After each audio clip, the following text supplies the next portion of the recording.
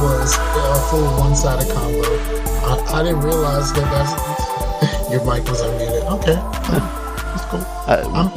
I'm cool with the one-sided combo. I've been out of practice. Yeah, we took over a month off. So you want to see something rustic? Why would I ever want to? But then again, I'm nosy, so now I kind of want to. A rusted steelbook of Halo 2. I seen my steelbook of Halo 2. My shit still looks pristine. Okay, I hear myself in blue. You ain't got your headphones plugged in, player? I already got them plugged in, dog. Oh, I heard myself for a second. You did. It just took a minute for it just took a minute for it to turn off. Yeah, mine is still pretty good. Yeah, this is heavily used, but I think it got really like this because it was in storage for so long, But I was like, man, it kind of sucks, but it's kind of cool. It's like this is a relic of the times. Halo 2 Limited Edition Collector's Edition. I still got my cat helmet somewhere. It's in a box somewhere. Oh, yeah. I do have a regular copy too, but why would you have two copies? I don't know. I think I just inherited the regular copy. But I wanted to show you something since I had some of my collection stuff in here. I had something cool I got from one of the Comic-Cons back in the day. Not too back in the day, but like 2016 or so. Now, I didn't mean to jump in and just, I was just figuring, I didn't. No, I said go live. We were just having a conversation, and I didn't realize it was a one-sided conversation, but we were just having a conversation, so I told him to go ahead and go live. Because it didn't really matter that much. Actually, never mind. It must be in another box, but because I saw comics here, and I thought that I had this comic. Well, there's the. I got rid of my comics. I ain't had none that was worth anything, but I just didn't read them, so. I gave it to one of my coworkers. He said he was going to like classic Star Wars and Tales of the Jedi. Where is that all the stuff that don't count no more? Yeah, none of this shit counts anyway. But I didn't have a collection. I just had those two. But I don't even know where I got this. Zombie versus Cheerleaders. I had a full Avengers versus X-Men, the re-release that they did recently, because that was originally like a 60s or 70s comic run. New 50. Was that Hickman or Wheaton? This is New 52. This is I'm talking to Blue. I was on Blue. Okay. Yeah, it's neither one. I can't remember I wanted to say it was B&B, Brian Michael Bendis, but I'll have to go back and double check. Okay. I like Brian Michael Bendis. Do you like Ninja Turtles, Blue? I do. I never read the comics, but I do like the Ninja Turtles. Well, the IDW, I think, is the company. I think that started in like 2016 or so. That is absolutely excellent because it's got the grittiness of like the original, but with the characters of like the show. Because if you notice, you had the cool characters from the show, but then the show was clearly geared towards kids, so they didn't really go anywhere cool with those characters. That series takes those characters and like really, it's really, really good. Brian Michael Bendis also is the creator of Naomi. Yeah. Oh, is he? Oh, yeah. You really liked her. You really liked. And I started. I liked the show, but I did realize it was kind of kiddie. It was high school kids. But I liked the fact that she was just, because Brian Michael Bendis, he has daughters, and his daughters, I believe, they are adopted, and they're all black. Oh yeah, yeah. So he wanted to create something for them. But yeah, what I was I thought was there. It's in another box apparently, but it was a Tuskegee Airmen. The creators of this comic made this comic about the Tuskegee Airmen, and like they signed it for me and everything. I got it at one of the Comic-Cons I went to. It was super cool. That's what's up. I had you were right, Scar. So it looks like Avengers vs. X-Men was written by a lot of people. Brian Michael Bendis, B&B being one. Jason Aaron, Jonathan Hickman, so Matt Fraction. So they had a lot of people. Ed Brubaker. They had a lot of people writing on that thing, and it was across a lot of lines too. It wasn't just an AVX book. It was every book at the time was in on it. Yeah, I think one of the online channels that I used to watch, I can't remember what it was, but they used to do like a comic segment as a part of a TV show. And the lady, she she really liked Hickman. Yeah. She like really liked Hickman, and she liked a lot of his stuff. So when you said that, I connected Hickman to it. Mm-hmm. Yeah. No, Hickman's good, man. I mean, a lot. It looks like they brought a lot of powerhouses for this thing, man. Because I was reading a couple of other comics at the time, man, and it was all intertwined, man. So, because I think the X-Force, even at the time, X-Men at the time, was it Spider-Man at the time too? I don't think I was reading the Spider-Man at the time, but yeah, they had a lot of different books tied in because it affected almost everybody in the universe. Dude, I started reading the original Spider-Mans, and those were kind of rough. Like to go back to, it's like, wow. Like from what I know about Spider-Man, it's grown a lot since then. Yeah. Well, I mean, you got to keep in mind that was the bombastic era of comics, right? Yeah. Where the stories were bombastic, and imagine it was Stan Lee in his prime, like reading it out to you. That's how they were written. You know what I mean? So it was kind of like tuning in for your favorite radio show as a family sits around, you know, the radio at night because nobody really has color TV, and they're waiting on their favorite show to be read to them over the air. They kind of had that same feeling. Yeah, I dig Spider-Man because, for one, I was thinking, who's probably my favorite superhero? Because I didn't really thought about it because superheroes weren't a thing that I was like super into, but like when I thought about it, I was like, I guess it is Spider-Man because a lot of times you would think, man, why do the bad guys look cooler than the good guys? Like when it comes to like, you know, Cobra Commander and like and all that stuff, but Spider-Man is a good guy that looks like how a bad guy would look. Like it looks like a cool character. Oh. You know what I mean? It's weirdly, I've always sided with Cyclops because it's always been like the whole thing where like Cyclops is that dude, but like he is constantly being disrespected. Like, you know what I mean? It is like, you know, no, I'm the leader. Like, I need y'all to follow me. And then niggas go out and do some dumb shit. And he's just like, see, I fucking told you. This is why we should pick. This is why you should listen to me. Like, I always feel like I'm that person. So I'm that's my dude. I side with my mans. So I've always been a Cyclops. And Cyclops has always been my dude. Now, of course, I like Wolverine just like everybody else. Right. But there's always a Logan in the background, like, sit down somewhere, Scott. But I don't have that in me. I don't connect to that. I don't connect to that. Me and Scott connect. Right. Well, for me, like Wolverine was always my favorite for a long time, man, just because, you know, he was small. He was oftentimes like, you know, underestimated, but he was. Wait. So are you acknowledging that you're short? I am short, but I'm average height for an American, I think. Male, 5'8", quarter, 5'9", 5'9" and a quarter.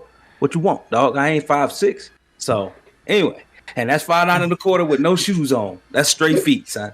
So is the average is short around tall people. You know, I'm 5'8" too. I'm 5'8" too. So me and Chase standing next to each other. Chase looks downright tiny. I'll say this though. So I was, like I said, Wolverine was my favorite guy for a long time. But I started actually relating a lot more to Beast down the road, just because that's how I am, man. Like Beast is a smart dude. I'm a smart dude. But when it come down to it, we can get down if necessary. I think there's a part of me that connects with Beast on that level of like, right. Don't let my appearance fool you. Right. Don't let the smooth taste fool you, man. It's some real shit underneath. You know what I mean? Right. That's why I like Beast. That's why I like Beast.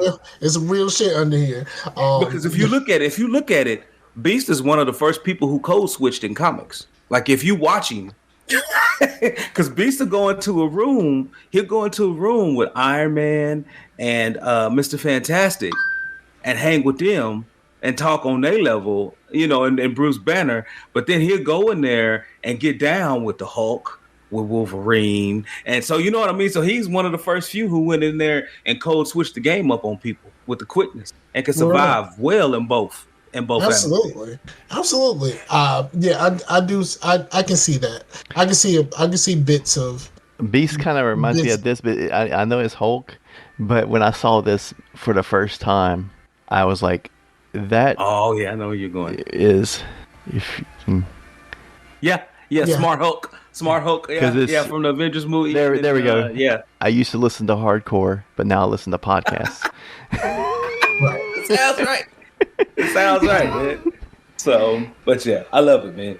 Yeah, Beast is always like, I'm smart, but you don't really want these problems. Yeah, Beast is like, you know what? I'm smart. I want, but then he's like, so I'm gonna give you this presentation. But if you disrespect me in this presentation, you really don't want this smoke outside in the parking lot. Like that's how Beast is. So. Don't think that I'm just because I'm a blue nigga in a suit. I'm a blue nigga in a suit. Don't think that, like look at my feet. I ain't got no shoes on. Like shit is about to. It's 5 degrees outside. Phil, you don't want these problems. You don't want them.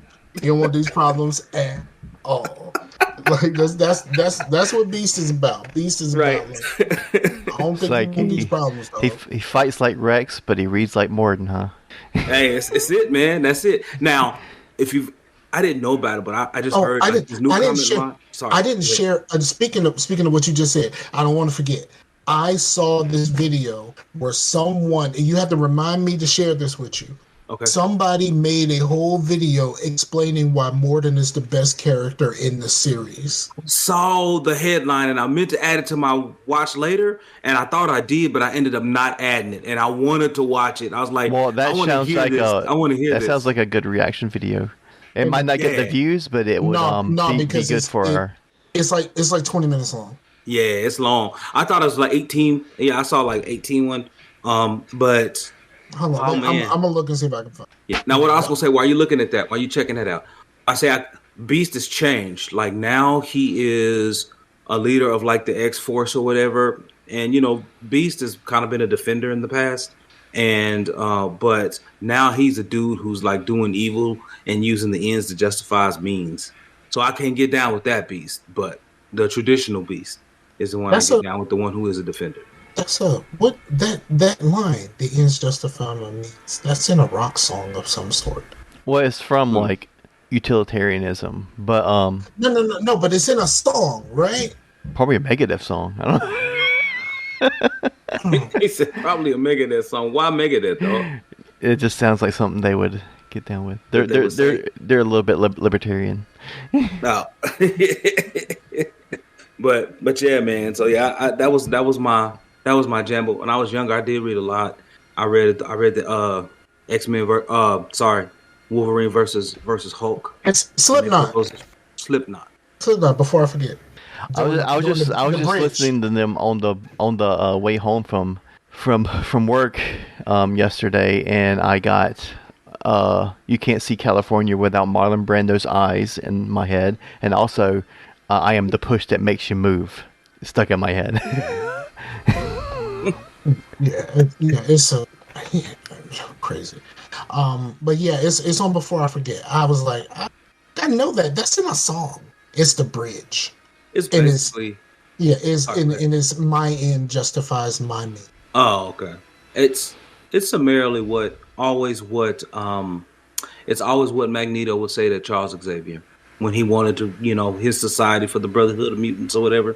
Charles would always ask him, but do the ends justify the means? And he would always say that they do. Yeah, but see, the thing about it is, I love the Martin Luther King Malcolm X with the two of them. Yeah, it's good. But I love the fact that Magneto is like, but no, nigga, no, like what we not gonna do? What we not gonna do? What we not gonna do right now is act like them niggas is better than us. This is what we not gonna. Well, it ain't even like that. It ain't even like that. That they better than us. He was like, his real argument is we're not gonna act like we're not better than them because we are. That's always Magneto's advantage. He's always like, man, we're mutants. We are the apex of human evolution. Why should we have to worry about satiating their fears and worrying about them when we can smash them out in a hot second? Magneto is the epitome of team fuck they feelings. He is. He is, man. EMT, fuck their feelings. Fuck your feelings, dog. It's not what you want here. You say it with all the claps. You gotta put all the claps in there. Well, there's I'm not registering shit. I'm not registering my name. I'm not registering my alter ego. I'm not registering my powers. I ain't registering nothing. Take that, Phyllis. Why do I need to register? When I show up, y'all know what it is. When the metal starts shaking, y'all know I'm here. Mm-hmm. Dude, there's a Radio Lab podcast episode about Magneto and how like they were like talking about how when they were younger maybe they didn't think about it too much. They're like, oh, this dude is like magnets. Well, that's not a very cool power. Let's the dude that shoots lasers out of his eyes like Cyclops. But when you really think about it, Magneto's powers are like the ultimate powers. I mean, he can end the world. I mean, he like having power over metals and magnetism is. Yeah, you know how much of the Earth, you know how much of the periodic table? He can literally throw the Earth off its axis. Yeah. You know how much of the periodic table is metallic elements? It's like 70% of the periodic table, and you know there's like 112 elements now. They added a lot more synthetic ones, man-made ones, but it's like most of them are metals. So think about someone who could control metals through magnetism. They can control most of the elements in the Earth. Right. I mean, the crazy part, like in the movies, is when Mystique put all of that fucking metal in that dude, and he just pulled all that shit out of him. Like, yeah, exactly. Well, when you get to thinking about how much iron is in blood too, like he can manipulate that too. He's like a bloodbender. I was about to say the exact same thing. He's the ultimate bloodbender. Right. But like my man is. I mean, okay, it was a garbage movie. But my man said, "We not walk into the place. I'm just gonna rip up the Golden Gate Bridge and I'ma send this shit over to where we going. We ain't gonna walk, we ain't gonna take no cars, we ain't gonna do nothing. I'ma just rip up the Golden Gate Bridge right here real quick and take this to where we're going." I forgot how horrible that was. Oh gosh, yes. That was a shitty movie. Like Nick, the dude, all right, what's his name? Vinny Jones? I can't remember his name. All I remember is James played the Juggernaut. Is his name Vinny Jones? Yeah. Is Vinny something? Yeah, I can't remember his name, but I just saw that movie the other day, man. I just saw a clip from it where he got stuck in the floor. Yeah. And he actually said, "I'm the Juggernaut, bitch." Like he actually said that in a movie. And it was Vinny Jones. I was right. It was Vinny Jones. Yep. Vinny Jones played the Juggernaut and actually said, "I'm the Juggernaut, bitch," in a mass market movie. Yeah. Listen, I'm gonna say this, man. I'm gonna say that I really love Fassbender as Magneto, man. I'm gonna say I did. Ooh. Okay. So I'm gonna say I did. Okay. So who are you going with? You going with old Magneto or young? I think Fassbender was dope, but like, he was dope as heck, man. Does he hold the fucking majesty that when Ian show up though? I don't think so. Though, it's hard though. Fassbender is fucking dope. I would say that Fassbender is fucking dope as shit. Look, I still remember the scene, man. Sir Ian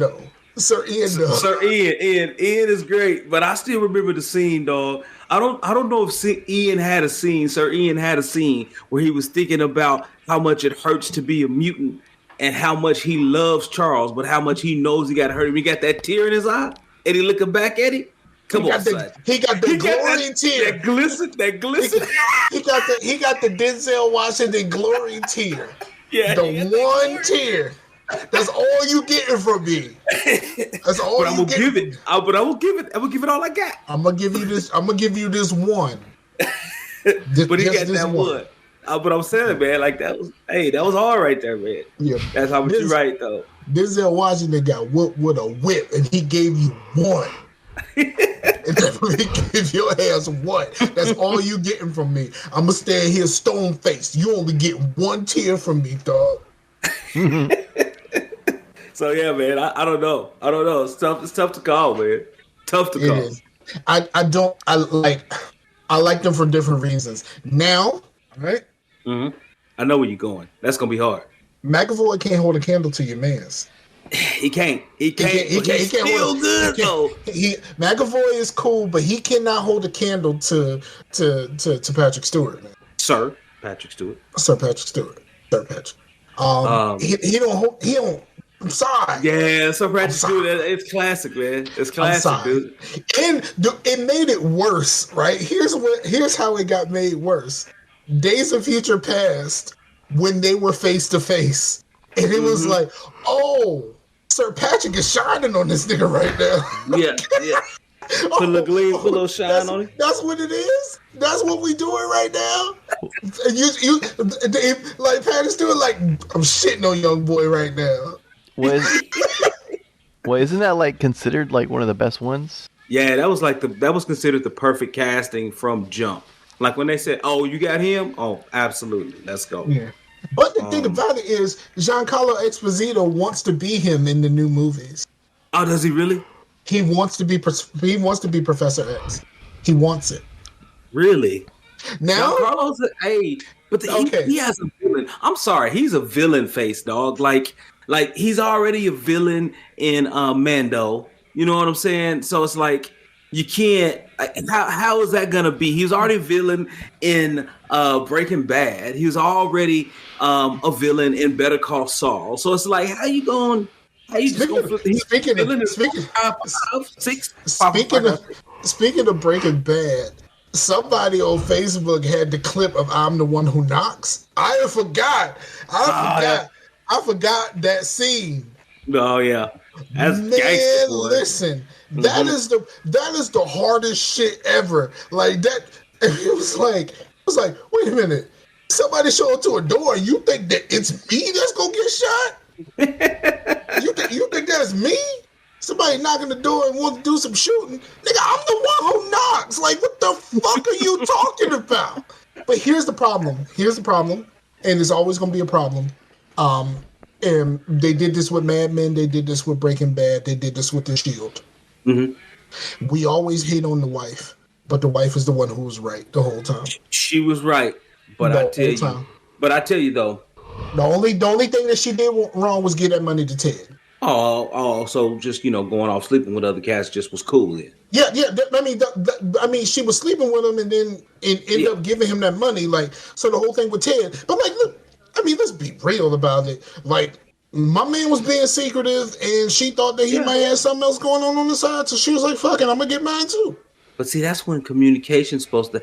I hated her character. So you know how I am, Scar. I can't stand despicable people. And the way she was written in a fashion. She was written in a way. She was utterly unlikable. But the problem is, here's the problem. Walt is unlikable. Like, Walt is the one who but you're pulling for him, though. But Walt literally made every person in this show's life worse. True that. Every single person, including himself, he made all of their lives worse because of his own hubris. But since we root for him, we like, no, the wife tripping. Well, Walt is the worst person. It's just like the people who watch Sons of Anarchy. Jax Teller is the worst. Like, he is the absolute worst. And like the fact that like when this is like slight spoilers for like really old TV shows, but like when he became the president of the club, everything got worse for everyone. Right. Yeah, my wife and my oldest son, they both watched it. And they would always talk about it. I'm like, I don't want to hear it just in case I want to watch it at some point.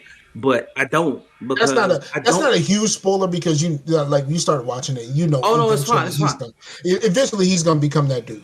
No, I learned my limitations. I've learned. Excuse me, and we'll probably hit the intro in a minute. But I've learned that I am just not a fan of watching despicable people, which is why I hated Jessica Jones until my man David Tennant saved it. If David Tennant hadn't showed up in that episode that he showed up in, I think it was episode 6, I was gone. David Tennant saved that the way that Mando saved Boba Fett. That's valid. Do you like shows that are like literally about despicable people to like just to see the shenanigans they get into? Like no shows like Shameless and stuff. No, keep that, bro. Yeah. Not for me. I've never watched anything like that. It is a waste of time. I mean, but I've watched a couple of shows where despicable people are the main character. I mean, Breaking Bad and The Shield. Yeah, Breaking Bad and The Shield are hands down. That's why I had to stop watching Breaking Bad. I had to stop watching The Walking Dead because Carl is an asshole. Yeah, he ended up leaving though. Yeah, well, that's good on him. I stopped watching Walking Dead about season 6-ish. I was just kind of like, yeah, I'm just not feeling this. Yeah, I had to stop because I couldn't take Shane's whining and complaining about things and being secretive. You left early, then, because he was like, I stayed on through like season 4. So I got out at the season where I stopped watching just before the first Negan season. So that was what, season 3? But Shane, like that's the difference between that and the comic book. Shane got popped when they left that first camp outside of Atlanta. He sure should have got popped in this one. They kept him around way too long. Oh, and man. I like it, and I like Bernthal. I like Bernthal. I love Bernthal though. I love Bernthal. He did great. He's a fantastic Punisher. I can't wait to see him come back. Did you know that he has his own podcast? I didn't know that. I saw a clip of him talking to what's my man, the main character from Power. I don't know. I don't watch Power. See, you and my wife will get along because y'all watch the same shows. Power was good. Power was like, you love Power. Yeah. Power was very, very similar to Breaking Bad. And Power is basically welcome to the Scarcast Podcast. And we are brought to you today by Power, because like for like 2 years in a row, that's all you talked about. Because it's great, but it's the same type of show as Breaking Bad, where these characters are like, you know, they're in the drug trade, they're, you know, like all of this other stuff, and they just get into shit, and you're just watching to figure out how are they going to get the fuck out of this. It's the same level of how are they going? And the same thing with the Shield in the shows that I watch and Sons of Anarchy. All of them are the same, even though the Shield and Sons of Anarchy are connected. But like it's like, how do these people? How they get themselves into some crazy situations? How the fuck they get out of this? And you're watching to see how they pull that off. Well, the thing with The Walking Dead is like the first season was interesting because it kind of was different than other zombie stuff. That it focused more on the people and stuff than just zombie stuff. You know what I mean? But then when it went on so long, you're like, either one of these two things would have happened. Either the zombies would have died out and they're gone and the apocalypse is over, or all these people are dead. The two can't both happen to where they're surviving this long. And it's still going on. Yeah, well, so that's the thing that messed me up with Walking Dead. I had like my man Jay Bird, rest in peace, my man Jay Bird. Jay Bird got me onto the comic books before the show came out. Yeah, and so like I already had a good idea, and like if you think that like the TV show is anything, it does not hold a candle to the comics. The comics, there was like somebody dying every episode. Like every issue. But that's cool though that it's different. That if you've seen the TV show, and then you can actually still go buy the comic and get enjoyment out of it because you have not read the comic by watching the TV show, because they're so different. Yeah, and I made the mistake of reading them right before bed.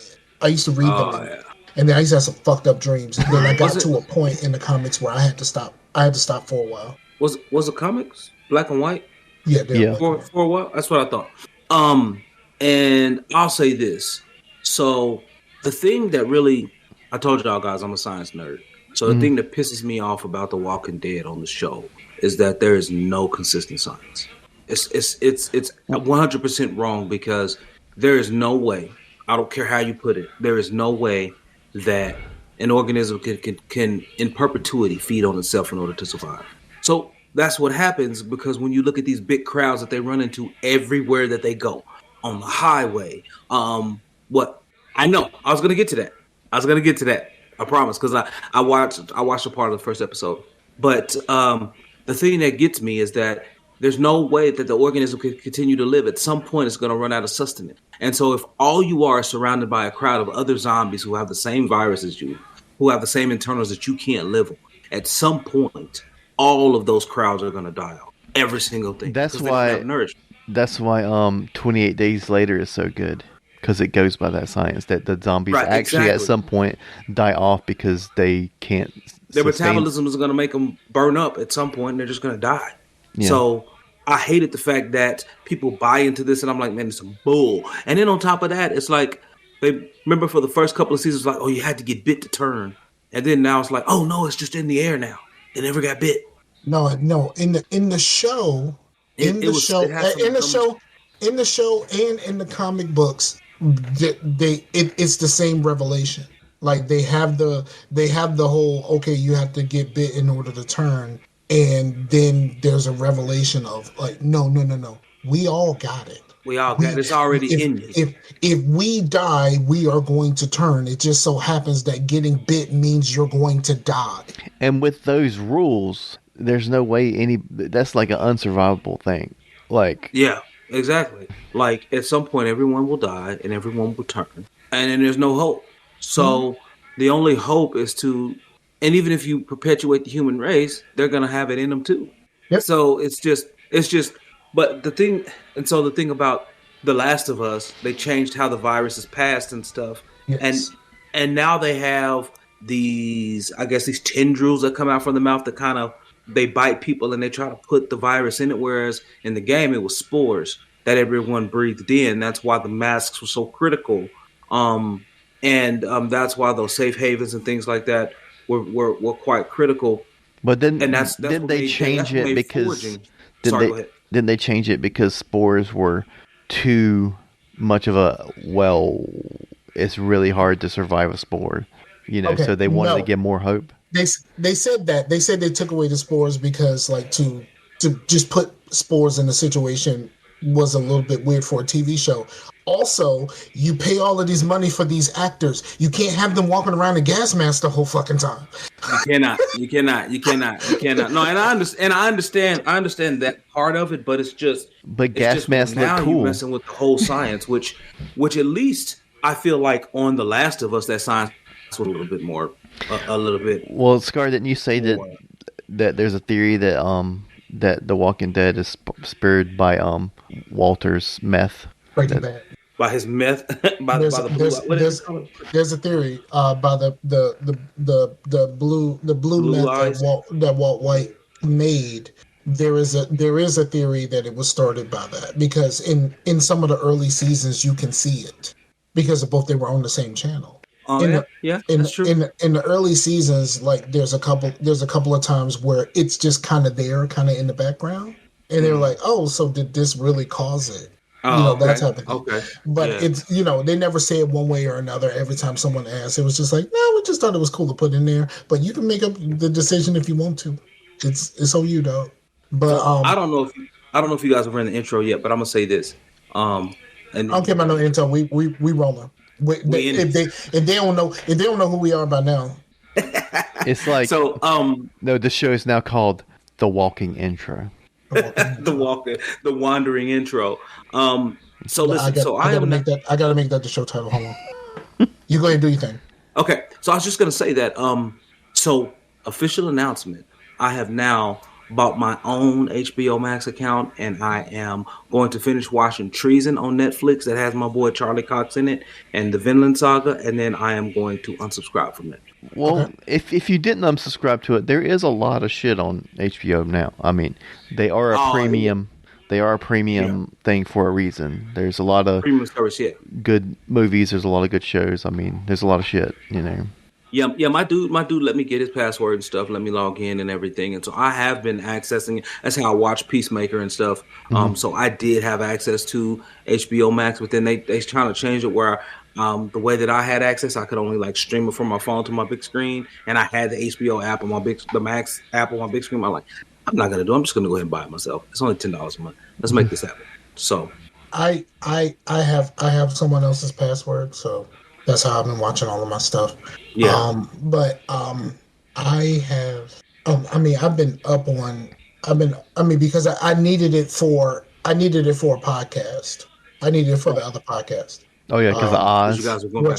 Which I'm starting Thursday. We're starting back Thursday. We're not doing tomorrow because tomorrow's Valentine's Day. Blah blah blah. Whatever. Right. So we're doing Watchmen. So. Oh, okay. We're doing Watchmen. We're doing Watchmen. And I'm really trying to get Rashani to not call it the Blue Dick Files. It's gonna be hard. Pause. To not Pause, Granddad. He wants to call this shit the Blue Dick Files so bad, and I'm like, why do I want to be on a podcast that refers to someone's penis? Right. But he put the word Blue Dick together, so like This is like the Blue Dick. Yeah, and he spelled it differently, so it's not spelled like Blue Dick. It's just kind of spelled in a way that makes you that if you say it fast, it makes you think that it's something else. But no, it's literally the Blue Dick Files. That's kind of like the country towns to where it's like, because there was a Farmville near where I lived, and we were like, oh, I found it. There's actually a Farmville, but it's pronounced Farmville. Yeah. Yep. It's a bunch of stuff like that in Virginia, like a lot of stuff it's like Stanton is spelled Staunton, but we pronounce it Stanton. What's the place in around Boston that's like that? There's some place that where like Mike was talking about that it's spelled one way, but you don't say it that way, and I can't remember. Worcester, probably. Oh yeah, it's like Worcestershire, but it's like it's Worcester. Yeah. My ex-wife is from Worcester. That's how I know how to pronounce it. Okay. So here in Oklahoma, we have a town where Northeastern Oklahoma University is at, and it's called Miami, even though it's spelled like Miami. It's Miami. Yeah. I mean, like we get into some other stuff like Arkansas. Arkansas is not spelled like Arkansas at all. It's spelled like Arkansas. It's Arkansas. It's very much Arkansas. Yeah. So, yeah, man. So that's where I'm at. Like I said, I'm about to cancel off this Netflix. What we need to do? Netflix is the one that I use the least. Even though I have gotten on, me and my lady friend, we went through The Good Place. Yes, it's a great show. Yeah, it is. It's a fantastic show, and I wish more people knew about it. Yeah, we should start calling Kansas Kansas. I'm going to Kansas. Kansas. How about no? I'm not doing that. Yeah, actually, they're actually my northern neighbors, man. I ain't gonna do that, man. Oh, dude. What's the word, Fadios? Fadios is up in here. In the chat. All of that. That's a. But I will say this. Twitch. Okay. I'm gonna say this. It's something about The Last of Us that just kind of like this. The last episode that I watched, episode 5, that they released on Friday because it was Super Bowl weekend and they didn't want to release it on Sunday. Man, I got real close to letting some thug tears loose. Like, yeah. But episode 3 got everybody that I know of. Everybody I know of that it got him. Yeah. I think it's like The Last of Us, for someone who didn't play the game but still has an idea what happened in the game. The show is fantastic. Yeah, the show is good. Listen, I have a testimony. Okay. I was sitting.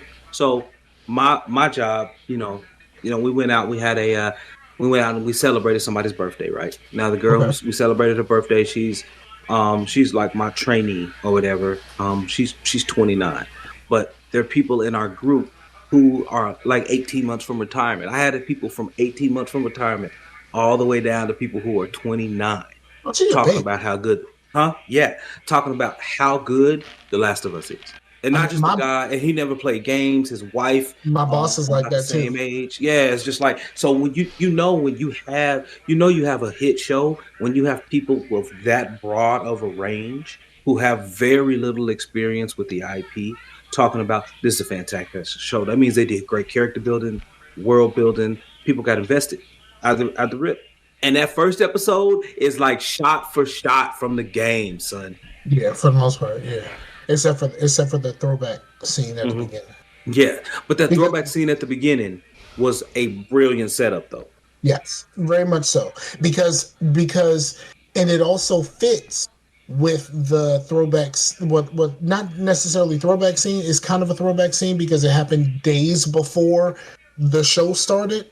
Did it happen days before? I must have missed the jump because it was like the first 2 minutes of the episode, and they were explaining. It's like, hey, bacteria. No. The second episode is what I'm talking about. What happens at the beginning of the second episode that happened days before what happens when we pick up with Joel and his daughter. Okay. That happened days before that because there's in the first episode you hear kind of like there's something happening on the TV and they're talking about this area, like something happened here.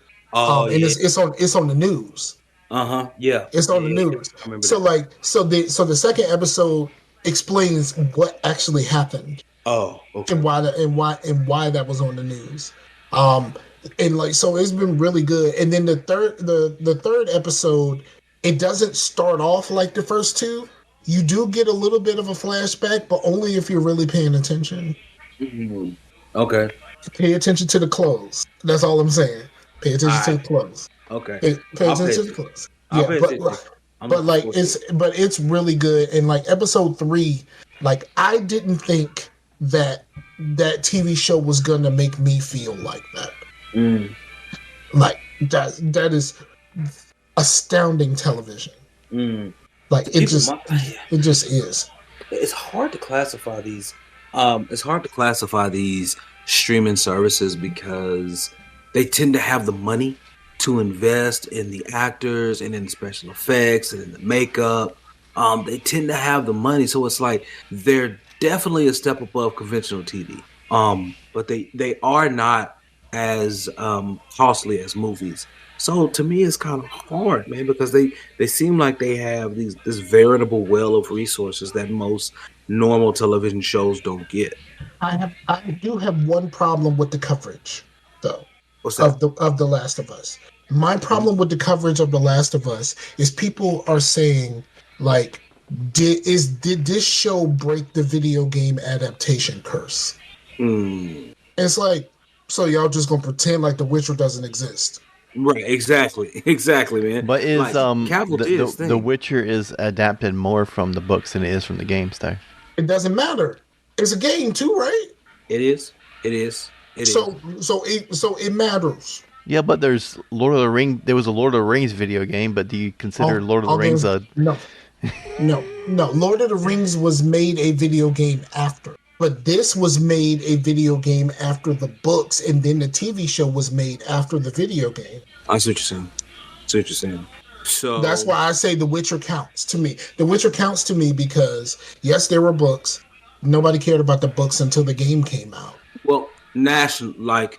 it was a big deal. It was a big deal in Europe. It was a big deal in Europe because, Polish and things like that. Andrzej Sapkowski. I think that's his name. You're gonna be better than me on that one. Yeah, but nonetheless, it was huge. It was huge. Actually, when President Obama visited Poland, they gave him like a copy of the Witcher games because they knew that this is what people knew them for, like internationally. Literally, that's what happened. And I want to say they gave him a copy of the books. I can't remember which. Yeah, they gave him a copy of that. But the point is, you're right, Scar. Like, I think for me, that's what put that whole IP on the map was the game, right? But the books were there, and the books have laid the foundation. And Chase is right. The original writer was actually involved with Netflix for season 1 heavily. I think first 4 episodes or so. It took me a long time to get started with the second season, but once I got started, I was good. I didn't think it was. I didn't think the season was as great as the first season. Mm-hmm. But I enjoyed it quite a bit. Now I have not watched the new stuff. That's the prequel, and everyone says that's garbage. It's different. It's quite different. I wouldn't say it's garbage, but it is. Man, it's not the same feel. You know what I mean? It's not the same feel. Let me tell y'all about what happened to me. Now you know that I had this conversation. That I had these conversations about how people acted in Star Wars when the sequels came out. People started appreciating the prequels. Yeah, true that. They are now doing this in Jurassic Park. They hate Jurassic World Dominion so much that Jurassic Park 3 is now the shit. What? And I'm like, when the fuck did this happen?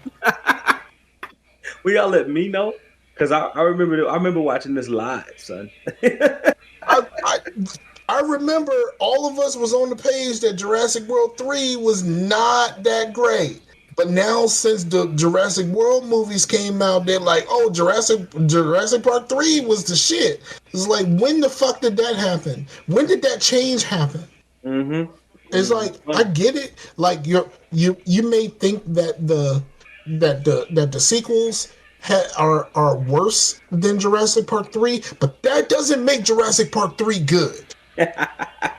So a lot of people can say the same thing about so a lot of people say the same thing about like Andromeda when Mass Effect Andromeda when they talk about Anthem, right? They were like, listen, man, Anthem was so bad it made Andromeda look good. Yeah, but no, it didn't, because there's so many people that still are like, I refuse to play Andromeda. He also was one of those people that said it. I don't know if he ever changed it, but he said that. I had a few people that said, because of the talk about it, I refuse to even try Andromeda. Yeah, so many people in it, and I'm like, dude, $5.99 on winter or spring sale or sale. You can't go out there and try it on. Is he roboting for you, Chase? Yes. Okay. Was I robot? Yeah, my bad, y'all. Yeah, no, I was saying like I know people who say the same thing, and like for $5, $5.99 on a spring or winter sale, like you can't go out there and try it on your own and see. Like, go out there and try it on your own and see, dog. Go out there and try it on your own and see. On the Xbox, they literally have a buy one get one sale on EA games. Really? Buy something you like and get that one for free. Hey, I'm telling you, a lot of people be surprised and be like, you know what? It's actually ain't that bad. The only bad thing they did was make like a remastered version for the newer consoles. You know, where it took advantage of like 60 frames and everything like that. That's the only bad thing I think they did not do. This is what I say to anyone who goes into Andromeda. Either Ryder is not Shepard. They're not super militarized. Mm-hmm. So in effect, these were researchers. So like how they carry themselves is not the same. And that if you let it go, if you know from the beginning, they're not super military. So there's gonna be some jokes, and there's gonna be like, you know what I mean? Like, it's not gonna be, they're not buttoned up. I can't remember Shepard telling any jokes. I mean, he tried. Let's be clear. Yeah, but he was just kind of dry. Shepard just kind of dry.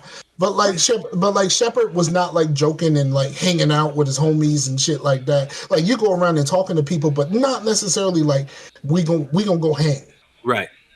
Until the Citadel DLC, where you do the, you know what I mean, where you do the party or whatever like that. But that was kind of like a one-off. Like, we're gonna party. But yeah. So like that, if you go into it without that, it's kind of like going to see Superman Returns, and like what somebody did for me. They said, not a superhero movie, it's a love story. Got you. Okay, Roger. Like, if you give me that information up front, we all good. We square. Thanks, dog. Okay. Right. Thanks, dog. And it's like, as long as I have that, we good.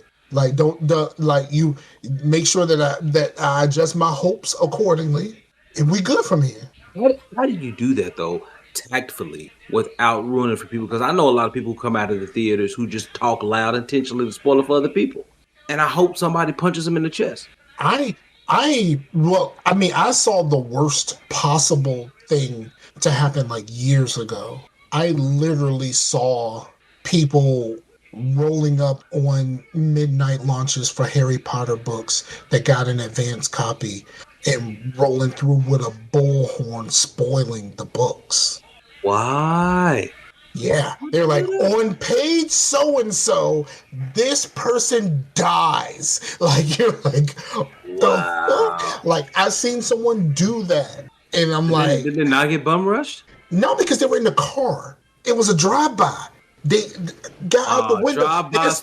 They're standing in line for the midnight launch. They just spraying everybody. Yeah, they were just driving to the different bookstores with a bullhorn, yelling the spoilers out at people. So, like, that part, me personally, I don't intentionally seek to ruin your experience. Let your experience be what it is. I finally got a chance to see Black Panther, and I've watched it twice so far. Okay, all right. Because it got on Disney on the 1st. So okay. I watched Black Panther, and I watched it again yesterday or the day before yesterday. One of them. All right. And I think my second watch is the opposite of Avengers. When you watch the first Avengers movie, the second time you watch it, it kind of drops down a peg. I think my appreciation for Wakanda Forever went up. Okay. I appreciated it for what it was. And what it's mourning, it's grief, it's the, you know what I mean? Like it's like you have to deal with the Chadwick Boseman thing. Like, how do we do that? Yeah. How do we do that through a movie? Yeah. I think, but and I also think it kind of speaks a little bit to, I don't know how to say it, fear of self, I guess. You know, I think it speaks a little bit to that. So I mean, I'm with you. I understand what it is, but I don't want to spoil it. Someone in the chat named Polar Knight says, "I love this show. It's the perfect evolution of beard growth, from Blue to me to Chase. Perfect evolution of beard." Yeah, I keep mine intentionally short, man. If I can grow hair. I just can't do it without bumps and pain. So, nah, I'm cool. Man. I just keep it right here. So, but yeah, I don't know, man. I think do you go to the barber with the little knife? Shoot, man, my barber uses a straight razor, man. Yeah, that's what I'm talking about. That like. I think that's what he's talking about. Yeah. Oh, okay. Yeah. She got a straight razor. You gotta remember, he's from North Carolina, so you know that little knife doohickey. Yeah, that's not a blade. It's a knife. You know how they shape you up with that little knife doohickey? Wait, bro. This is a knife right here. That's the stuff right there. I tell you what, I hate when they use that shit. I hate when they use that shit, especially if your barber breath ain't right, because they gotta be right here. They gotta be right here in order to get it. Like, they be right here, and it's just like, bruh. I just be like rubbing my nose, but really I'm just putting my finger under my nose. So you ain't gotta smell, so you can smell what's on your finger instead, right?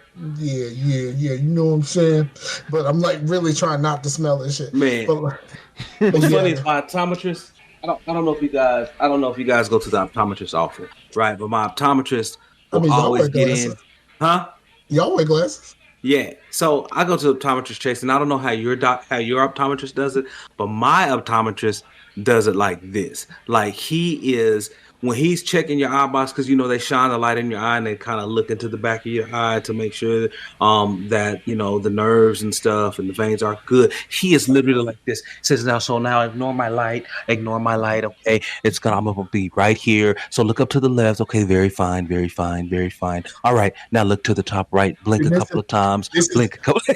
This is why you go deal with some shit like this before their lunch. I mean, dude, he is literally right here every time, and I'm just like, man. But he's so nice. But I'm just like, man, this is uncomfortable, dog. This is really uncomfortable, and they got to do it for both eyes, man. Like my man, let go of the cold cuts at lunch, bro. My man, did you have onions? Was that honey mustard? I think I picked up wafts of honey mustard. Bruh, onions and garlic on your sandwich, bruh. Come on, man. That's just disrespectful. You knew you had to come on. Yeah, so I got that Italian BMT. Italian BMT. Oh, man. Crazy, man. So, yeah. But, no, man, that's all I've been doing, man, is watching shows, trying to get caught up, man. I haven't played a lot. I'm only really played. I played a little bit of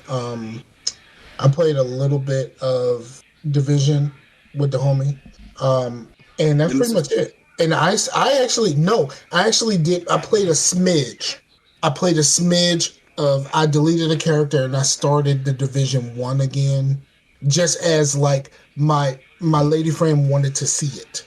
All I'm saying is that I have Division 1. I had it installed on the Xbox One in the living room. You know what I'm saying? I could have been in there. Yeah, I mean, I'm just saying, like, she wanted to see it, so I started over with a brand new character. And then I did the same thing with Ghost Recon. What's the most recent one? Not Wildlands. I can't think of the name for some reason. Breakpoint. There we go. Breakpoint. Yeah. Yeah, I did that. I remember. I got it on PS4 too. I just didn't remember. Yeah. So the good thing about Breakpoint is, long as you play it with me, you ain't even got to buy the game. Yeah. Yeah, that's right. You say you get that pass, right? Yep. When you playing with me, you ain't got to worry about it. But I did that, and that was fun. But I played those very briefly. Okay. I am going to be starting very soon because I watched Jurassic World Dominion. I'm going to be starting the Jurassic Park game, the Park Builder. Yeah, I was wondering if you're going to get that started. Evolution. They took the first one off of Game Pass, but the second one still is on. Oh. Is there big differences between the two? Is it just like the same thing, but they added stuff? I think there is a pretty large difference because I can't, unless you've seen Dominion, I can't really say it. Oh, okay. I don't want to spoil it for you. So if you haven't seen, even though Dominion is on Amazon Prime, so that's where I watched it. I saw it was on Amazon. I went ahead and watched it. But there is some significant difference there between the campaigns of the first game and this game. The campagnes. So, but yeah, I think I'm going to get started with that soon. And I really, really need to sit here and get back to my 2 Point Campus because I need to finish. I got to the last campus and then Christmas and all that kind of stuff started happening. So I just kind of put it down. But I just don't really I don't have the same kind of time that I had then. Because I got a lady friend and she calls me every day and wants to talk to me for 2 hours at least every day. So that's when you put the earbud in and you just keep it moving, dog. No, so but Bluetooth earbud in and keep it. But I can't record YouTube videos like that. That's true. So yeah, that's the problem. But I mean, I can do stuff and I typically watch a lot of YouTube videos, especially YouTube videos that I don't need to hear. I watch a lot of people making stuff, or I watch a lot of stuff that I want to bake, recipes and shit like that and stuff like that. Yeah. That I don't necessarily need to get all of the information, because when it's time for me to make it myself, I can just watch this over again. Oh, true. I have a stove now. I was gonna see if you got your oven ready. No, they messed it up. They messed it up. They delivered it. I got the old one out. They delivered it, but they ain't had a cord. The people paid extra for the cord. The people messed up for the cord. The people messed up. So they were here when I got home from work installing the cord on the new one. So So after they popped the circuits a couple of times, they got it figured they got it figured out the right way. That'll tend to do it. That'll tend to do it. So Listen, they got that squared away. Someone waving. So your post this week, man, about old boy getting old girl calling the police on him and changing the voice up. Listen, man, I don't know why people think doing that is a good solution. I just think that, like, I know you when you responded, you said that people need to get fined and all of that kind of stuff. No, she need to go to jail. Like, she need to put, she at the very least put her in somewhere for 30 days. Like, you gotta, like, because some of these people might be in a position to just pay something real quick and just be done with it. Right. Like, but like the fact that, like, that lady really, really changed up her voice and was acting like she was scared and she was threatened and stuff like that. She really put that man's life in danger. Yep. And that has to come with something harsher than a fine. Like, you need to go to jail, as my man that I watch his Facebook videos. Hey, you need to go to jail. I mean, that's almost like the equivalent of, like, prank calling the cops and stuff, right? Well, yeah. Well, I mean, it's fraudulent. That's right? rough. I mean, you get in a lot of trouble for that shit, right? Yeah, you should, right? So like I have a house alarm, right? And if my alarm goes off and it's just because I didn't turn the alarm off in time or I pressed the wrong button or whatever, there is in Oklahoma City. It used to be $300. I think it went up, but it was at least a $300 fine anytime your alarm went off fraudulently, and they have to come in. Now this is just for an alarm system now, right? Because a lot of things can go wrong. You can enter it in on the pad. The pad cannot be properly connected. The pad won't take the password or whatever. Won't communicate. Whatever, right? Right. A lot of things can happen. But generally, what happens as a result of this, when people come out in a call of distress like that, right? Then they come out. They don't really know what situation they're walking into, right? So tensions are always high. And there's a chance that man could have at the very least been slammed on the ground. The words could have lost his life. And I'm like, why are you doing this? And it's not as if she was in any danger. He was outside of her garage. She was in her garage near the house. And he was, 12 feet away from her at the very least? And she's doing all this? She was like, oh, come on, I'm so scared. What is he doing? Thankfully, he had the wherewithal to break his phone out and start recording too. Yes.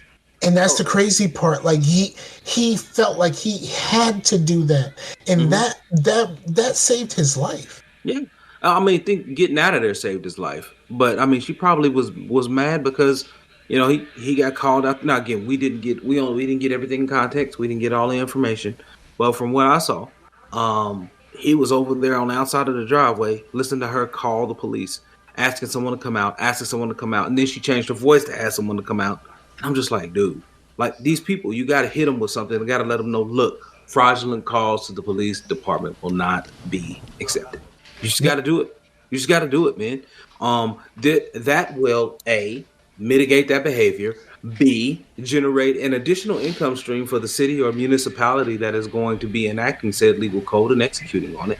No, you had to. No. You said the right word. Right there, but now I'm gonna go to the extreme. If you do this fraudulently, and it is clear that you are doing this fraudulently, public executions. You got to go, dog. Public executions, calm down, son. You gotta go. Son. You can't be here no more. Down. If you would do this to somebody, for seemingly no reason at all, you gotta go. The problem is, Scar, or at least put him in the stocks and whip him. You know what I'm saying? Something. Wait, you mean the 1840s? Is this the 1840s? Put him in the stocks and whip him. Man, listen. What needs to happen is that needs to be introduced into every local justice code. Because generally, if you think about it, a lot of the smaller a lot of towns are strapped for cops. I'm in Oklahoma City. It's a major city.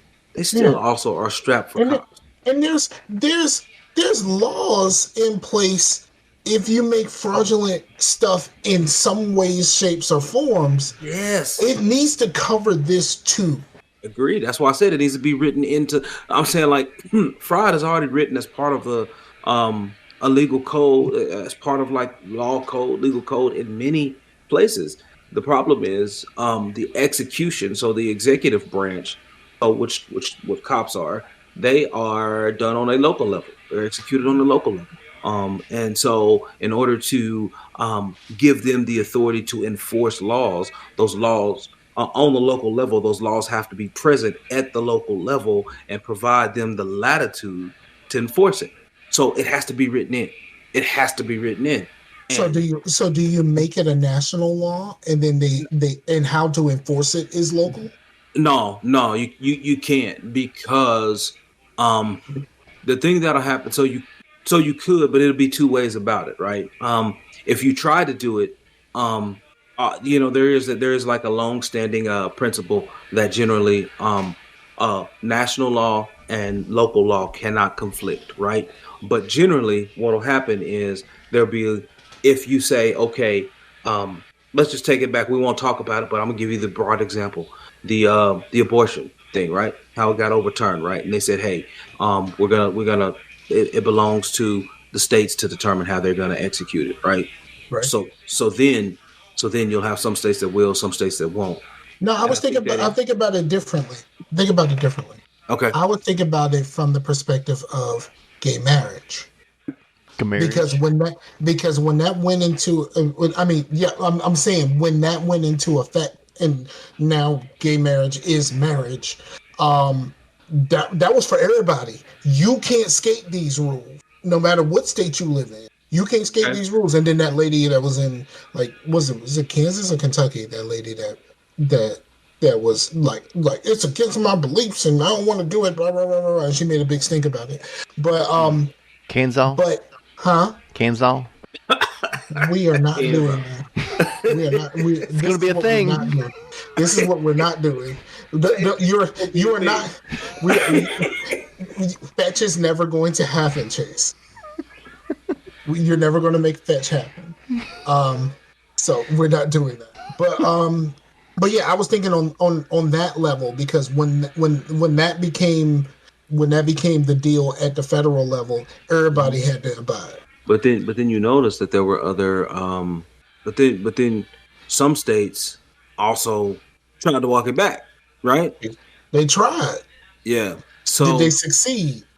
That's what I'm saying. That's what it's different. I don't think anyone did succeed. I don't think anyone did. There's been people who have balked up against it. Yeah. But they challenged it, but that was all like super locally. Like that lady that I was speaking of, like that was super locally. Like she's the person that signs off on these marriage certificates, and she was like, not gonna do it. Not gonna do. But she was just like, not gonna do it. And right. And so like that was like super but I won't do that. And it was like, on a personal level, I don't look. Gay people should be able to be as miserable as the rest of us. Yeah, you've always said that. Listen, yeah. Did you see the thing about like it was like the gay dude was like really disappointed with the gay marriage thing went through because he was really using that as a way to not get married. Oh, really? Yeah, he was like, oh, we can't, I can't, it ain't legal, I can't do that. And they're like, it's legal now. Where's that ring? Do that. But you can do that though. Why'd you do that? But so like I said, man, like I think going down to the courthouse, Philip will sign your marriage certificate right away. Philip will sign it. Philip and Phyllis. Go see Philip and Phyllis. The thing is, Scar, I think that we have to. I am very firmly against making rules for the exception, right? But I think that oftentimes rules exist to encourage or discourage particular behaviors, and I really think we got to write these rules in, we got to write these laws in locally to discourage that kind of behavior. Because you want to discourage it. Public executions and somebody gonna TikTok this shit. Do you know what I mean? And get this nip right in the fucking bud, real quick. Because somebody's, people gonna show up with their cell phones. This shit gonna end up on TikTok, and man. Listen. Well, look, man. We are a democratic society. We are a democratic nation. We are not a tyrannical regime. So okay, let me amend it a little bit. Right. Okay. If you make this false claim, and if that person gets hurt by it, if they get hurt, maimed, killed because you sent the police after someone and it was false, and I'm not saying this just because it's black and white people, because the video that I shared, she was Asian. If you make a false report at somebody, and the cops show up and they hurt somebody, and somebody figures out that you were doing what's false. Mm-hmm. If anything happened to that person, personal liability, execution. What? Come on, son. We can't do that. Man. If you set someone up to get hurt, you do not belong here anymore. Son, then that means all the creators of Jackass would not be here. Earth. I said it, on Earth. Straight up, dog. On Earth. Oh, Earth. Because if you have that within you to intentionally set someone, because at this point, you know exactly what you're doing. Mm-hmm. You know exactly what you're doing. We've seen this happen. There's a word for it. It's called gaslighting. Right. But you're gaslighting the cops. Yeah, and it's like we've seen this happen. We've seen this happen on so many different occasions. It's not I didn't know I couldn't do that situation right now. Shout out to Dave Chappelle, back when he had more than one topic. But like that, it's like if you set someone up to be hurt, then you don't have that thing within you that to me that doesn't mean that means that you're not a nice person. And if you're not a nice person, somebody should take you off of here. Well, see, I think that when people can do that, when they can think of that and not have any hesitation about it, I think it speaks more to the fact that they believe that there is no consequence for it. And I think that for them, they're a sociopath.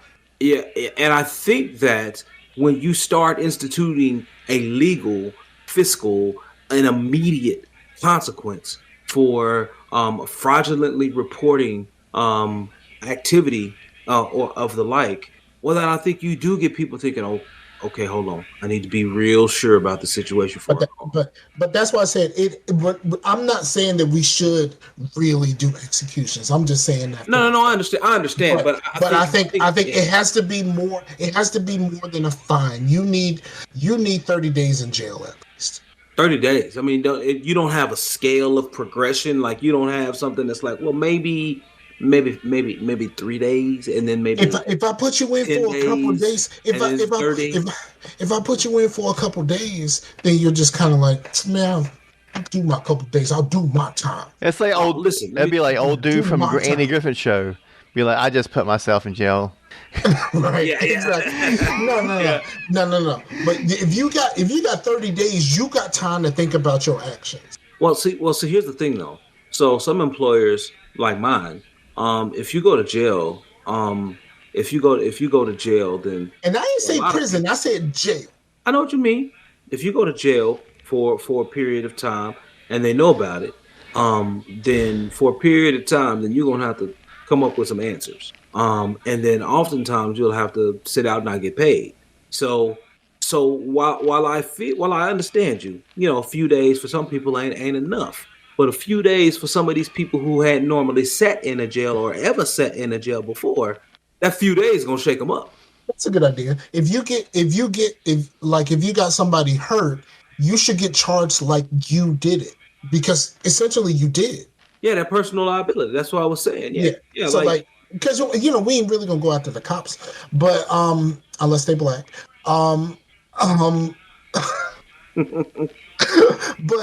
But like, yeah, you should get charged. It's basically you would get charged if you sick your dog on somebody. That happened down here. A dog actually broke out of the house and went out and attacked some kids, man. Mauled some kids. But like, if you intentionally like sent your dog out to hurt somebody, you get charged for that. So you're basically doing that with the cops. So really, you sending them to go get somebody. Yep. Like I said, what's the fine for swatting? Oh, the swatting is exactly the same. Yeah, I know. It's the same thing. So this should be the same thing. So the fine for swatting. Swatting is the exact same thing. So the fine for squatting is, I believe, you have to pay the salary of every single individual there who came in on the team to bust into the door.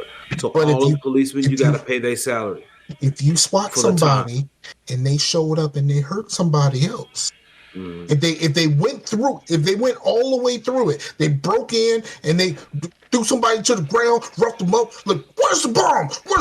Like that type of stuff. Execution. I'm done with you, Scar. I'm done with you, man. If someone gets hurt by what you did and what you did was false, there should be something hefty behind it. Like, we can't, and I'm joking with the execution thing, but I think it got to be more than a fine. It's got to be. I think. Listen, to some degree, I agree. It's hard finding that universally applicable medium, right? So I think that would be something for our listeners if they, when they watch this, to hit us up, let us know, because I'm a firm believer that, hey, hit us in the pocket, and I think that'll count on your record, right? I saw this. I don't know when it's going to go into effect, but Virginia is having a law, and they are taking care of one of my biggest pet peeves. What that is? People who have block shaking bass in their cars. Oh, they're going to start getting. They're going to get hefty fines.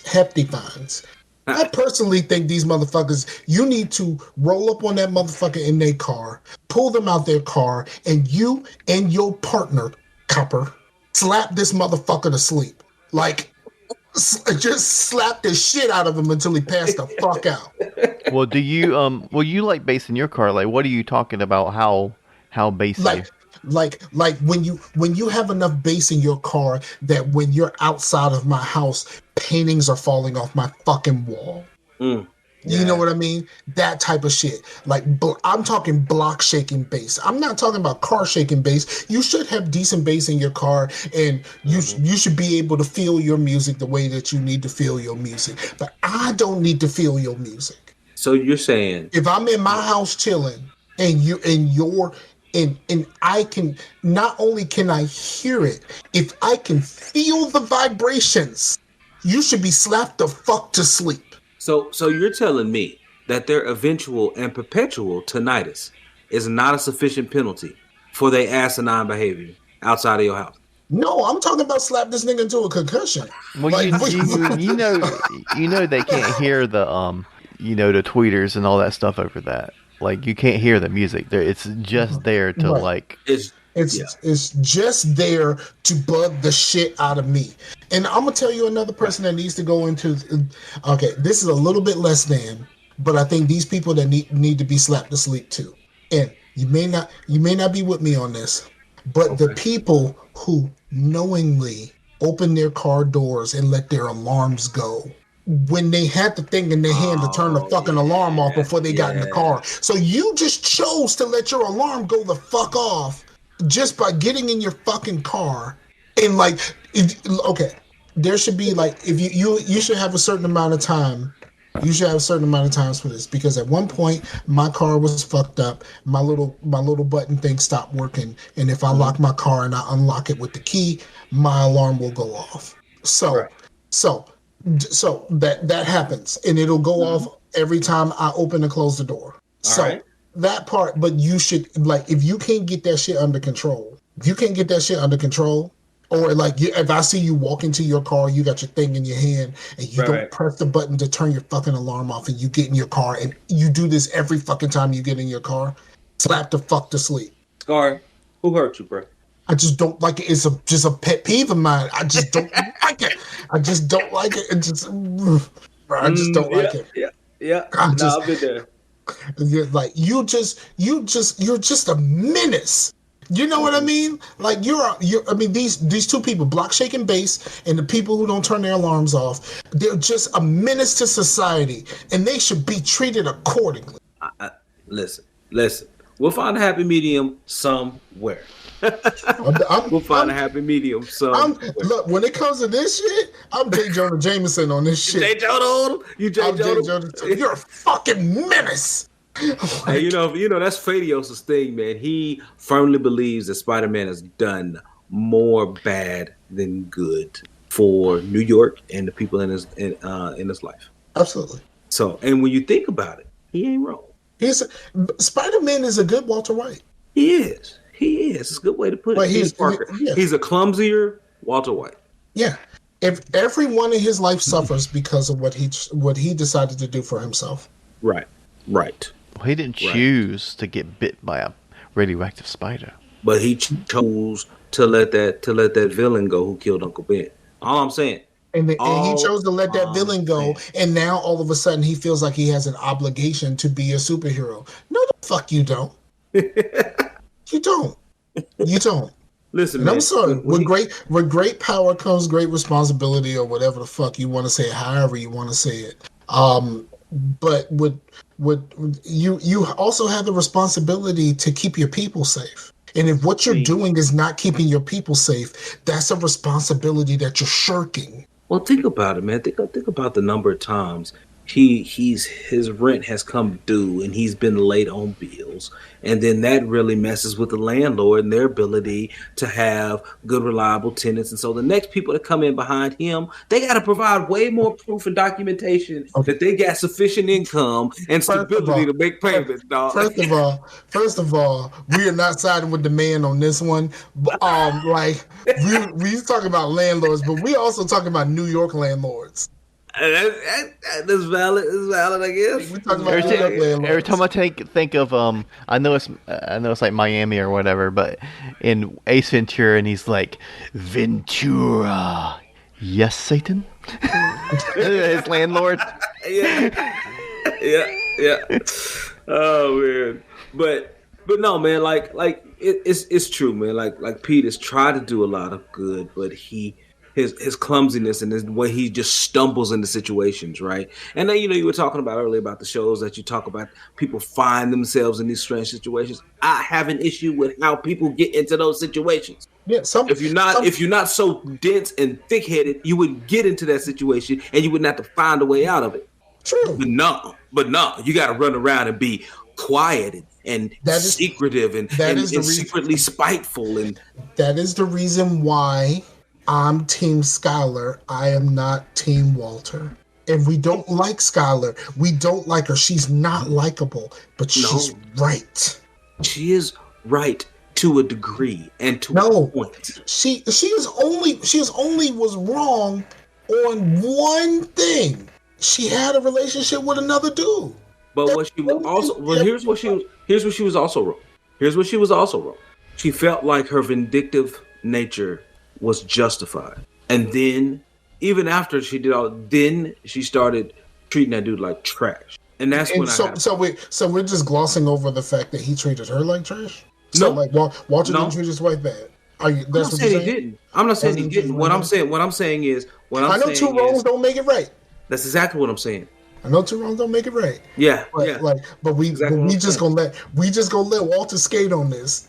No, Walter is a despicable person. Another reason why I stopped watching the show. So no, we are not saying in the slightest or in any shade or accent we can throw out that Walter's a good dude, because we're not. But what I'm saying is that at what point does she feel so vindicated to be so vindictive? That's, to me, like, I understand, hey, you feel a certain way, but yeah, that's only for a short-lived time. That cannot be perpetual, because that just can't be. As a man who has been divorced, I plead the fifth. 1, 2, 3, 4, 5. If there was a number. right. I got you. Okay. I plead defensive. Okay. It's just crazy, man. I don't know, but yeah. So, like I said, I didn't mean to bring it didn't mean to bring it full circle, but it kind of went that way. Yeah, but yeah, absolutely, man. I see the thing is like my my lady friend has not watched much. Okay. So like there's stuff that I need to put her on. So like we watched Black Panther together, but she didn't really know Val that much because she hadn't watched the TV shows. So she didn't watch Falcon and Winter Soldier. She said that Black Widow was her least favorite movie, so she probably didn't watch the after credit scene. Right. And even though she kind of did, but like it's like I don't really remember that shit. I didn't like the movie, like that type of stuff. Like we had the conversation about the least favorite Marvel movies. That was interesting. Really? Is finding out people's least favorite Marvel movie is like really now, and people's favorite Marvel movie is interesting. It's funny. I guess my kids all get the same thing from me because like we had watched them all, and when they ask them, like half of them don't even remember. Like when I ask them, they're like, "Oh, they don't even remember." I know you love it. I know you like it. Don't love it, but I like it. But half of them don't even remember Thor: The Dark World exists. Oh no! I never said I like it. Thor: The Dark World, and Iron Man 3 are tied for my least favorite Marvel movie. Mine too. And for them, if you ask them, they will absolutely. It's a dead heat to the bottom, dog. Dead heat. Like it's even. It's funny how it's even. Like, and every time you guys discuss it, I always have to like defend Iron Man 3, but. I'm sorry. Iron Man 3 was just not good. Like, yeah, the hammer parts of it, the hammer parts of it were cool. I would say one good thing about Iron Man 3. It was the first movie in the Iron Man series where the villain didn't have a suit. Yeah. The other two movies, the villain had a suit of their own. So it was like Iron Man 3 is the song that happens after the big something that happens in a concept album. That is not. It's an interlude. Iron Man 3 is an interlude in a concept album. Iron Man 3 is playing Kurt Franklin in the club when you need to get everybody the fuck out. I don't think it's like that, man. Iron Man 3. Man 3. Listen. Like you out here in the club and you doing your thing, and it was last call had already happened, and people still kind of hanging around the club. You throw the lights on, and I sing because I'm happy. Dude, this is like the Wu-Tang. This is like the Wu-Tang torture skit, but we're talking about Iron Man 3 and what it is. Yeah, exactly. Like Iron Man 3 is like, put your nuts on the dresser. Like, you know what I mean? See, I was gonna equate it to Iron Man 3 is when you tie your Iron ass Man 3 shut nuggets it's gonna feed you. Listen. Iron Man 3. How do I put it in a non-vulgar way? Iron Man 3 is like dealing with the muscle soreness after you come off of a really big workout, right? So Iron Man 3 is that time when your body contemplates what just happened to it. Why? And your body is trying to start to rebuild and try to put things back together. Because we're dealing with Tony. We're dealing with all of his crap. We're dealing with all of his stuff. And let me ask you a question. Yeah. Who is considered the best female soccer player? I don't know enough about soccer. Mia Hamm? Okay. Iron Man 3 is like getting kicked in your balls by Mia Hamm, except they're your eyeballs. It's not that bad, man. It's not that bad, man. I still say it's not a banger, but it's a necessary part in a whole, I agree. So here's the thing. I love I love RDJ, right? I think they had a good idea for it, but I think that the way a lot of the elements came together toward the end, I think that for the ending, they were really stretching for an ending. And I think it's like they tried to do that one last Your set, crossover in the basketball game when they know they didn't have enough energy to finish the crossover, right? Your set cannot be all bangers, or you'll lose everybody. Nah, I'm gonna tell you. I use basketball as the analogy. Iron Man 3 is J.R. Smith grabbing that rebound and thinking they were up when LeBron is on the side, like, shoot the ball. Like, that is Iron Man 3. Shoot the ball. What are you doing? What are you doing, JR? Shout out to J.R. Smith because he went back to school. He's a scholar now. Is he really? Oh. Yeah, he's at A&T. He's on the golf team, and he's on like the dean's list, and he's like the he won an award for being like the scholar athlete or some shit like that. That's how I realized J.R. Smith's name is Earl. I never knew his name was Earl. I didn't. We only called him J.R. That was it. That's only called him J.R. Yeah. We called him J.R. and he's been J.R. ever since. But apparently, his real first name is Earl. Wow, that's something else, man. Never knew that. Yes, J.R. Smith is Earl, but he's on the golf team at A&T. Where's the J and the R come from? Because he's a junior. Oh, okay. I grew up. I go by J.R. in my hometown because I'm a junior. Yeah, Blue is a J.R. Yeah, I'm a JR as well. And so, but you got to explain it to people. Technically, I'm an SR. Oh, yeah.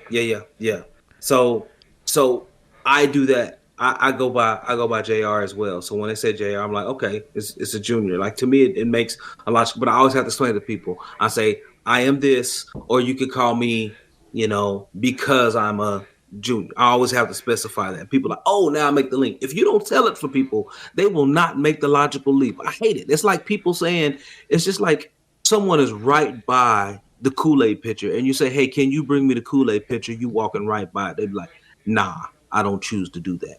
When people don't make that link, it's like the same thing. It's like, dog, the link is right next to you. Can't you just bring the link over here to me? Iron Man 3 is like asking somebody to bring you the Kool-Aid pitcher. And instead of just saying, nah, they smack that bitch over and keep walking. Keep walking.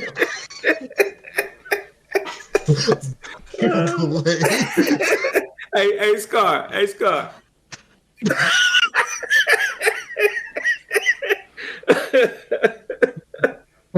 Iron Man 3 is the fuck your Kool-Aid of Marvel movies. Your Kool-Aid, son. And Thor the Dark World is just boring. It's not so bad, it's just boring. And like the villain, I watched the video from Nando V Movies.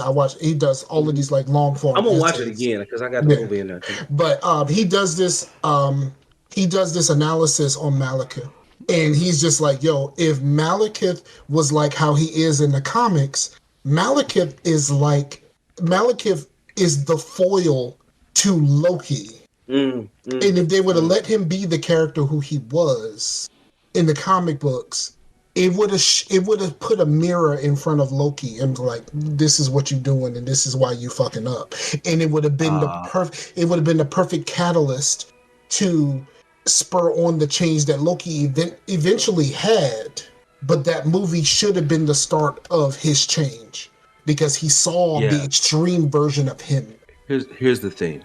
You're right. Hela was the extreme version, but I think the one thing that this movie missed that it tried to do, and I think my son Mitch put it in the most accurate terms.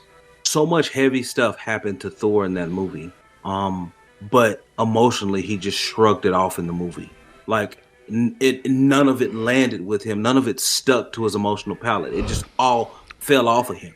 Like his dad died, like mom, all of that stuff. Like right. Well, his dad didn't die. His dad had to do the eternal sleep thing. He had to go into slumber. But the point is, like, a lot of serious things happened in that movie, and when you get toward the end, and in some places they're still trying to make it humorous and trying to make it funny. And he was like, that tone was highly inconsistent and it was erratic. But here's and it the was all problem. over the place. Here's the problem that I have with that part of this movie. Your mama died, and you like, but Jane though. Right. Your mama died. Mm-hmm. That man killed your mama, and you like, but Jane though. Fuck out of here, dude. Well, and then did he stop for you? Last movie. You completely roboted out of that, and you're like, and your screen is frozen too. You're super robot right now. Domo arigato, Mr. Roboto. Dumb stuff. Man, we don't understand nothing you saying right now. Okay. You roboted through that whole. I can see your video's moving now. Is it back? You back? You back? I'm back. Okay. You had to say all that again. It wasn't a lot. I was saying don't worry about it, but I was just saying you were talking about Jane and all of that stuff. If you look at the last movie, like in the last Thor movie, then the gravity of the things that happened in Thor: The Dark World finally seemed to hit it. Yeah. And so I'm like, why did it take so long? Why did it take so long for a character who went to go find himself in the first movie? They keep playing that long game. Yeah, for the character who went to go find himself in the first movie, why did the events that happened in the second movie not really pay off? Not in the third movie. But the fourth one. The last one. So technically, it's the fifth because there was an event. Because of Endgame. Yeah. No, I'm with you. But I think when by the time you get to Endgame, there's a physical manifestation of all the burden that's on him because he's Fat Thor. Yeah, and like it's not even that. It's the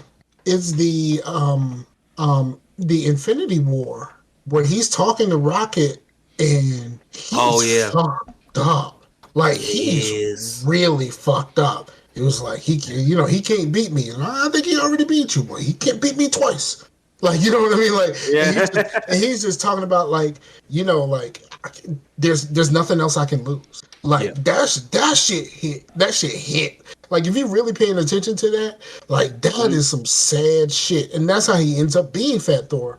But like, bruh, that's some sad shit. Yeah, and it's funny because that's the thing. Like, they're still making it humorous because he's within the Guardians that cares the absolute least about people's feelings. Yes. Rocket don't care nothing about your feelings, dog. Except he loves Groot to death. He loves Groot, and him and Yondu in the second Guardians. Yeah. Him and Yondu kind of came to some sort of a, cause you're me. Yeah. That happened. Yeah. You me, boy. Also, same dude who was in The Walking Dead. You see? Tied all together. Yep. It's always tied, man. Hey, Blue. What else we got, man? Blue, did I tell you that I finished Kenna? Did you? I've been trying to get to it, man. I finally finished Persona 5 after so much time. I saw you were playing it one day. Yeah, I was like, oh. I was wondering if, because I remember you kind of glossed over. You were like, "Oh, I finished Persona 5," and I was like, I didn't want to like get into a conversation, but so you actually finished it, like completely. Oh, yeah. Sweet. Mm-hmm. Maybe at some point we can do a spoiler it wasn't cast. Royal. Yeah, it wasn't Royal though. Well, I haven't finished Royal, so. Okay, yeah, it's just the original one on the PS4. But yeah, man, I'm telling you, man, as far as turn-based games go, that's one of my tops. I still think Lost Odyssey beat it at the very beginning because that's a turn-based game. But yeah, man, that's a fantastic RPG for real. Do you know that that South Park did the Lost Odyssey thing where it is a turn-based game, but when your character is doing their move, you have that timed button press that makes it a little bit more than what it would be if you don't do the timed button press. Yeah, and you can mess yourself up a little bit if you miss that button press. Yeah.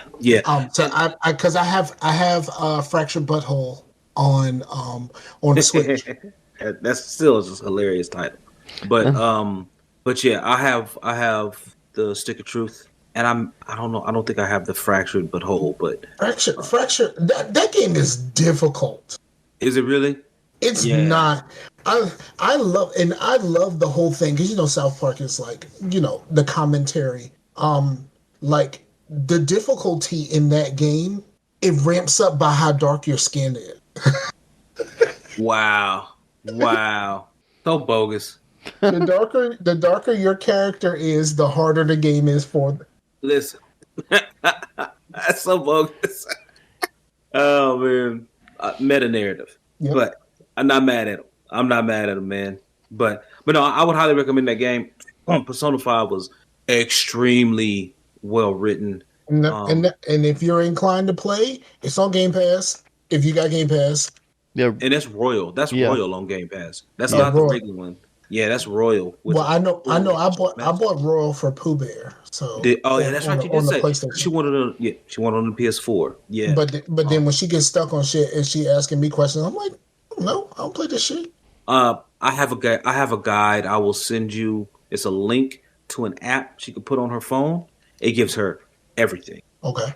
Everything. The questions, the answers in class.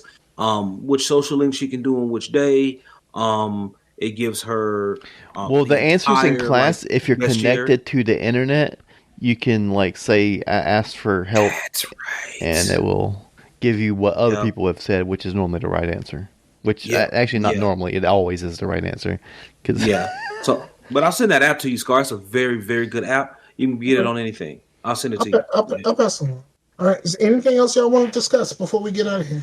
I don't know, man. I fixed the Destiny 2 thing on the PC. You know what it was?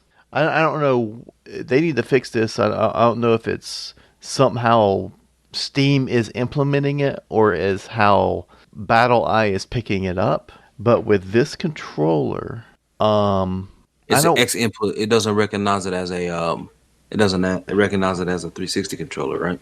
Well, the problem BattleEye, which is the anti-cheat thing, it would query out and then it would just kick me and be like, oh, we had a plum is the error code and say something to do with BattleEye. It could be detecting some sort of program on my computer that can be a cheat program. Well, I can see that. I did not have that. Obviously, I'm not I don't even know what the programs are to cheat. But it was let me go into settings real quick. Bring up general controller settings, Xbox extended feature support. I had to uncheck that, and I don't get the error anymore. I cannot do screenshots. I cannot do screenshots with my controller anymore. So it would be like Steam is doing the extended services to do the more Xbox Series X features. But I don't know if it's you're using a modded controller. I don't know. I really don't know. I just know it works. Are you getting a new DLC? I know usually my soul says no, but yes, because I enjoy playing the game, so I probably will. And it looks really cool because it's all cyberpunky and you go into a whole another planet that nobody has known about this planet being. It's almost kind of like Wakanda, basically. Everybody's oh, this planet is really got all this technology and stuff, and it's a cyberpunk neon utopia or whatever. So it looks really cool, and I've kind of got back into playing it a little bit now, and just doing some bounties and stuff has been really good to have podcasts on in the background because it's not been something I really want to pay attention to. Because I mean, unless I'm playing the new story, I'm going to pay attention to that because every year this is a new campaign basically. So, all right, that's cool. Blue, you got something? Nah, man. I don't really have anything, man. I'm sitting here chilling. I'm trying to play Persona 4 Golden now. I'm trying to get through that. That game is fun. It's not as good as 5. 5 is clean. I've heard they're going to come out with a Persona 3 remake in the same vein as 5. So I'm going to look forward to that. Yeah, Persona 4, I would say, is not as good as 5. Just of being a good game, because it's older and whatnot, but nostalgically, it's still my favorite, But for me to say it's better than 5 is I'm just lying to people because it's not. It's just I don't know. It's got a really good story though. It does. It does. It's more of a murder mystery type story. So yeah, but Scar, I'm gonna say this: congratulations to the Kansas City Chiefs and all their fans out there. That was a heck of a Super Bowl. And watch it. It's Kansas City Chiefs. He say it's coming back. Stop trying to make that happen. See that face? Stop trying to make that happen. Dead ass serious. We're not gonna make that happen. I should have put money on that game because I knew the Chiefs was gonna win, but it would have been just my luck that the moment I put some money on it, they lost. Then it wouldn't have happened. Yep. I saw a thing where it was like, this is Philly fans before the game even started, and they were like flipping over cars. Yeah. Philly fans are kind of the worst. I mean, these motherfuckers threw batteries at Santa Claus. Man. I mean, it was a long time ago, but literally they threw batteries at Santa Claus. Come on, son. At Santa Claus, bro. But anyway, the only thing I want to say that one of my favorite pastimes in the world is introducing people to Cabin in the Woods. Okay. Because it's one of those things that it just defies expectation, and I know that he who shall not be named was a part of it, but it's still a great freaking movie. Voldemort was part of that shit. Huh? Voldemort was part of that shit. Voldemort. Joss Whedon, Voldemort. I know, but yeah. So like, it's just one of those movies because it defies expectations. So like, while you're watching it and you're trying to predict what's happening, and you're just kind of like, nope. Stop trying to predict it. You're not going to get it. Like, you know what I mean? Like that type of thing. And I really, really stinking enjoyed that movie. And then my was like, are they ever going to do a sequel? It's like, how? How? How, Sway? How, Sway? Exactly. How, Sway? But yeah, I mean, I like that. And then, of course, like, according to all of the, like, the Whedonverse people that play in that movie, of course, that's part of the reason why I enjoy it, because these are all people that play characters that I know from other Whedonverse things. Man, I'm telling you. I still feel Morena Baccarin is like the curse of, like, every show she's been on, with the exception of Gotham. Yeah, Gotham is great. It's so great for curing insomnia. It is like, yeah, I know you hate that shit. You say it's so boring. I loved it for curing my insomnia. Like, I could not get through it. I could not get through an episode. At some point, once I got to about season 2, I could not get through an episode without falling asleep. That's rough. And that was back when I was living by myself, and like I had this little apartment, and it was just like, you know, things were cool, but it wasn't that great. So like I was up all times of night, every night, and all this kind of weird shit. And especially because I lived at the storage place where I worked, so literally going to work is walking around to the other side of the building. It like there's no commute or whatever like that, so I can stay up late because I ain't got no commute. You're still up all kinds of night. Like I stay up all night because that's my work schedule, and then I'll get in Discord at like 4:00 in the morning, and you and Nemesis are there chatting on the weekends. On the weekend, I don't do that during the week. On like Friday night into Saturday or Saturday into Sunday, yes. That's possible. It's possible to be up that time, all that time of night. But yeah, right. But I think we got it. So yeah, Blue, thank you, dog. What's up? Of course, Chase. Yep. We had a pretty good show. Thank you, dog.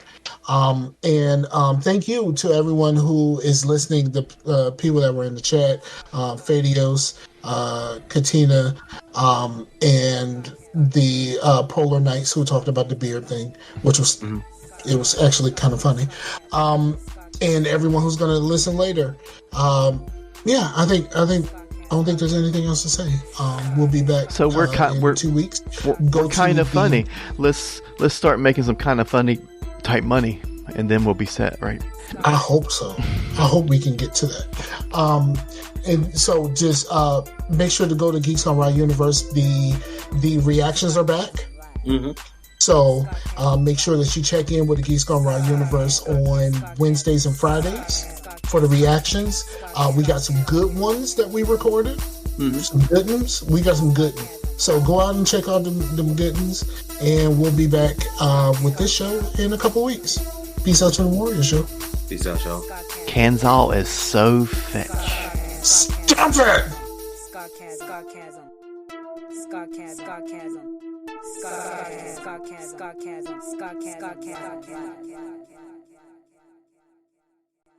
I like that shit, yeah, boy. Yeah, I'm telling you, Whoa. I'm telling. All right, I ain't gonna talk.